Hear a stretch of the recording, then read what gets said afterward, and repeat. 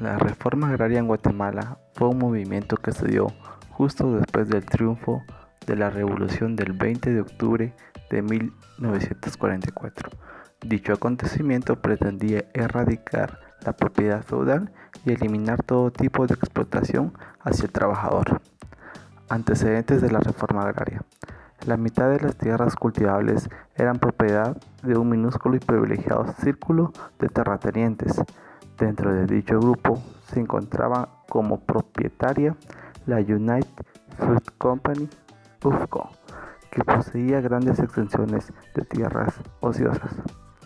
El sistema agrario previo a la Revolución de Octubre consistía que el 90% de las tierras utilizadas pertenecía el 6% de la población, que estaba distribuido en 22 fincas, que concentraban la mayor parte del territorio nacional. Contaba con salarios de 9 centavos al día en el campo y 25 en las ciudades, que la clase media no tenía suficientes fuentes de ingreso. A la clase alta le faltaba libertad y medios para ampliar y modernizar la producción de la industria, el comercio.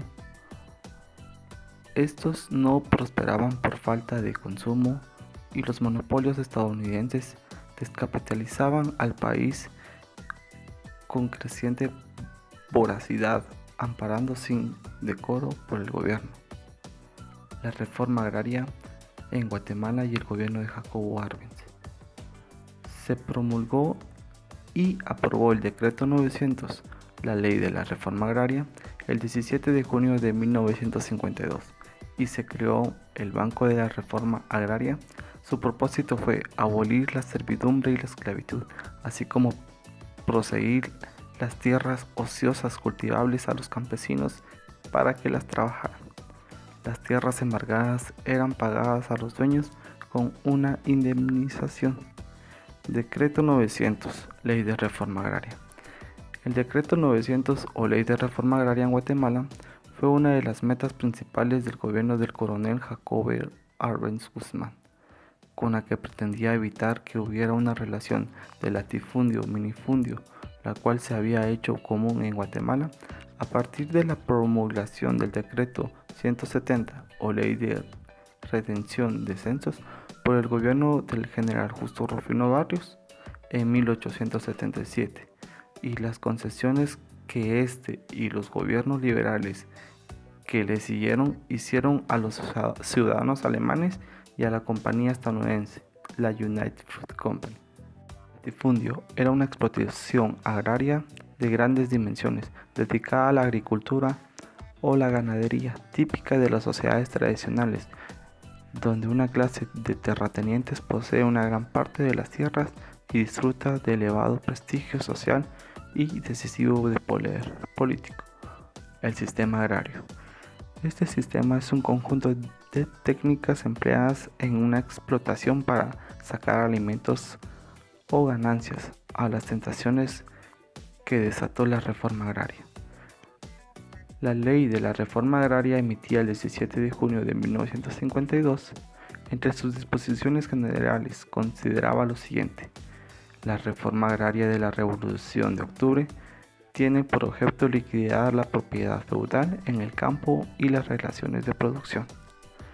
Cambios y resultados de la reforma agraria. La reforma agraria causó numerosos cambios en Guatemala, ya que muchos campesinos fueron beneficiados de la reforma, a costa de los dueños de las tierras ociosas.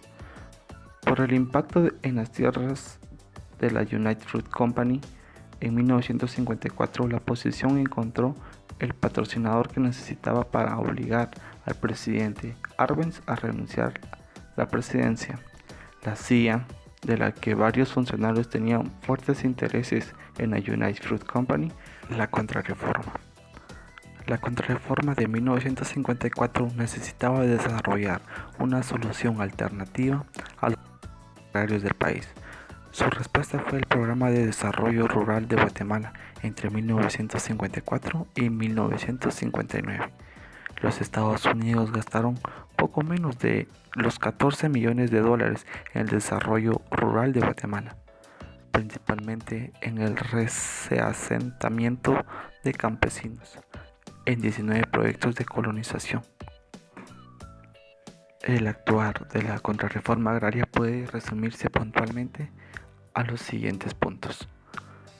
550.000 hectáreas destruidas por la reforma agraria fueron devueltas a los propietarios anteriores.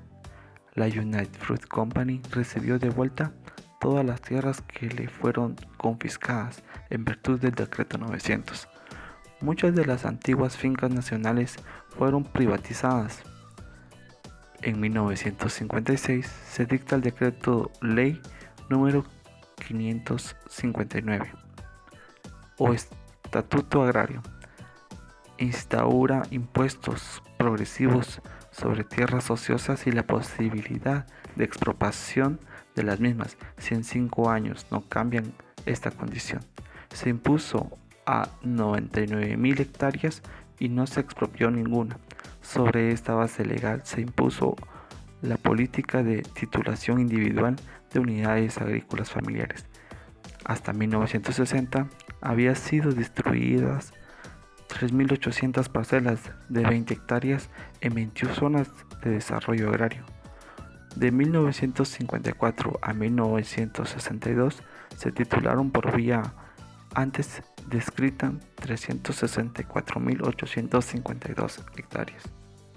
Ley de Transformación Agraria. Fue promulgada en 1962 por medio del decreto número 1551.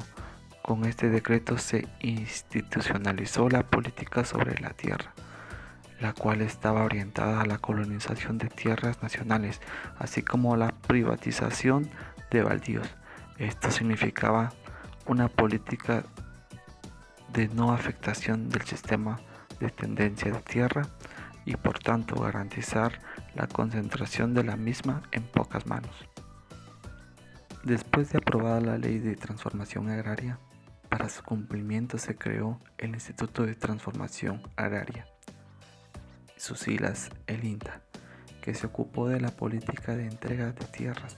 La reforma de repartirlas fue a través de parcelas pequeñas. Estas tierras estaban ubicadas en áreas de baja productividad o completamente improductivos. El latifundismo versus la reforma agraria de Guatemala. La modificación de la tendencia de la tierra se lograría al expropiar tierras ociosas de los grandes latifundistas para poder darlas en usufructo a quienes no la tuvieran. Dicho procedimiento se lograba por medio de los comités agrarios locales, los cuales recibían denuncias de tierras en estado ocioso, que pasaban a los comités departamentales y finalmente al Departamento Agrario Nacional. El sistema agrario. El agrosistema o sistema agrario se entiende como el resultado del aprovechamiento del potencial suelo-clima por un grupo humano. Este depende de los objetos del grupo y varían de acuerdo con el medio natural en el cual se insertan, el tipo de sociedad, la estructura económica de esta, políticas de Estado, todo lo cual lleva a que sean diversos los agrosistemas que se suceden en el espacio y en el tiempo. La legislación agraria. El decreto número 1551, Ley de Transformación Agraria, reconoció la tierra como principal medio de producción y buscó la distribución de la propiedad estatal al sector campesino, así como controlar y normalizar la situación de la tierra improductiva. Crea el Instituto de Transformación Agraria encargado de la aplicación de la ley, que dispone parcelamientos agrarios, entrega de títulos individuales. Artículo 73. Patrimonio familiar agrario mixto, entrega de títulos individuales al jefe de la familia, constituyendo una empresa agrícola. Artículo 79. No puede transferirse la propiedad sin la anuencia escrita de la esposa o conveniente. Artículo 93. Son herederos legales del causante en lo que respecta a los bienes sobre los cuales se encuentra constituido un patrimonio familiar agrario. Aspectos y resultados de la reforma agraria en Guatemala. En cuanto al sistema de expropiación utilizado Este estaba basado en las reformas agrarias que los Estados Unidos habían realizado en Formosa y Japón y que estipulaban el pago de bonos a 25 años con una tasa del 3% anual. Ahora bien, empresas como la United Fruit Company llevaban años de mantenerse evadiendo impuestos, reportando un costo muy bajo de sus propiedades.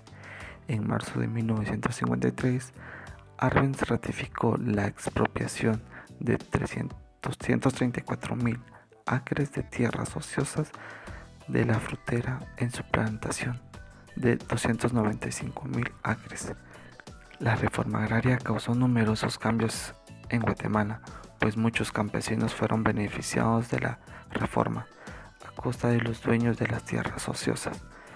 Pero por el impacto de las tierras de la United Fruit Company en 1954, la oposición encontró el patrocinador que necesitaba para obligar al presidente Arbenz a renunciar la presidencia. La CIA, la que varios funcionarios tenían fuertes intereses en la United Fruit Company,